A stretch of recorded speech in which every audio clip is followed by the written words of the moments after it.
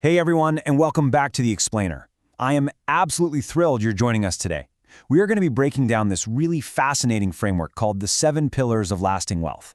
If you've ever found yourself wondering why some people just always seem to get ahead financially, while others are completely stuck in neutral, you are definitely in the right place. We're going to unpack the exact core principles that separate those who build lasting wealth from those who are just constantly stressed out about money. It's a hugely powerful concept, so let's just jump right into it. Right out of the gate, I want to throw a question your way that might just shatter how you look at money. What if staying poor actually isn't about your income?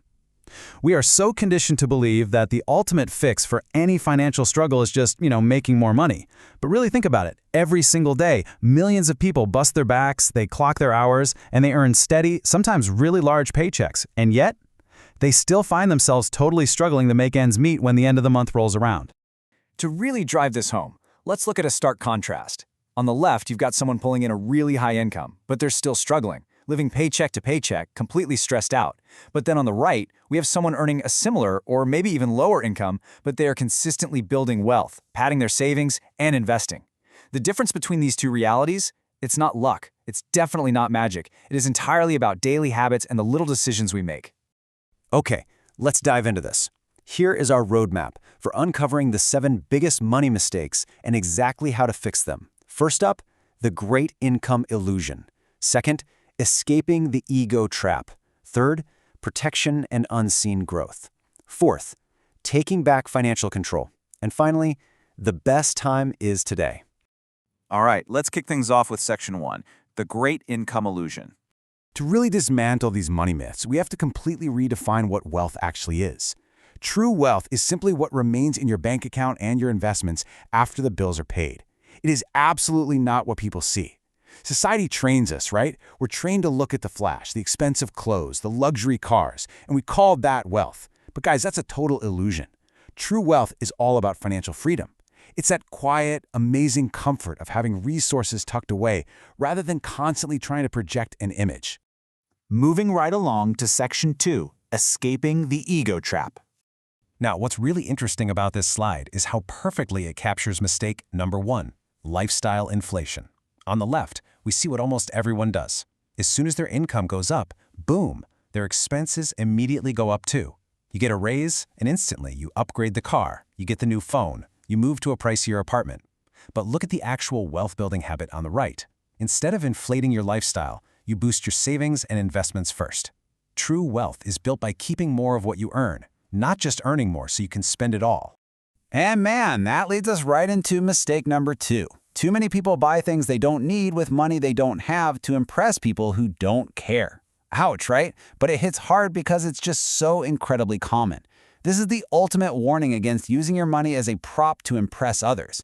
When you focus on appearances instead of actual freedom, you are quite literally trading away your future wealth just for a fleeting moment of hollow validation from complete strangers. Okay, let's jump into Section 3, protection and unseen growth. I really want you to lock this target number into your brain, 3 to 6. This addresses mistake number 3, which is flying blind with no emergency fund.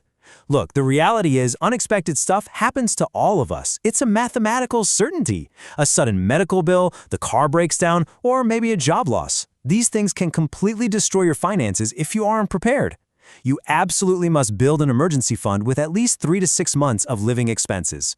True financial security, it begins right there with solid preparation. And that brings us to mistake number 4, ignoring your investments. On the left, we've got cash just sitting in a regular bank account. Tons of people are actually great at saving money, but they never take that crucial next step to invest it. And the problem there is inflation. It is a silent thief that is slowly just eating away at the value of your cash.